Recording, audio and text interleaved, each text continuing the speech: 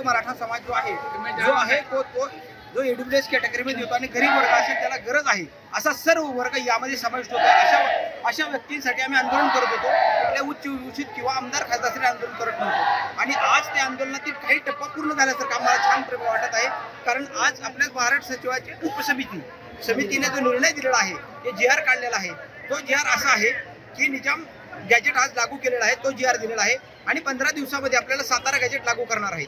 निजाम गॅजेटचा अर्थ असा आहे की निजाम गॅजेट लागू केल्यानंतर पूर्व मराठवाड्यासाठी हे कुणबी प्रमाणपत्र मिळणार आहे आणि त्याचा फायदा मराठवाड्यातील गरजवंत अशा सर्व मराठा समाजाला होणार आहे.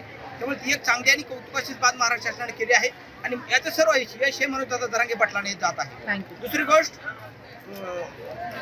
सातारा गॅजेट जे आहे, सातारा गॅजेट याचा उपयोग पश्चिम महाराष्ट्रात बऱ्याच लोकांना होत आहे आणि पश्चिम महाराष्ट्रातील जे वर्ग ते 15 दिवसामध्ये सिलेक्ट करतो, 15 दिवसामध्ये आपण ते GR काढतो असं सांगितलेलं आहे. त्यानंतर जो विषय आहे तो पश्चिम महाराष्ट्रासाठी उपयोगी होणार आहे.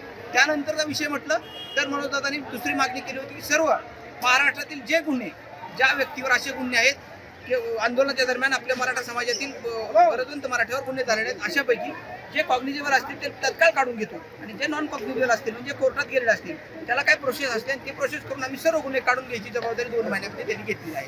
ही एक कौतुकाची आणि छान गोष्ट झालेली आहे.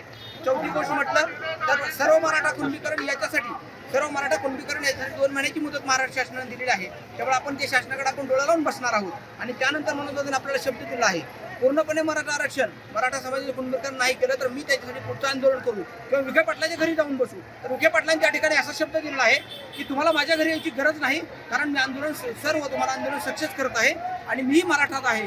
त्यामुळे प्रत्येक मराठा समाजातील गरजवंताला आरक्षण मिळेल याचा प्रयत्न महाराष्ट्र शासन पुरेपूर करेल असं विखे पाटलांनी आपल्याला शाश्वत दिली. त्यानंतर मनोजदादा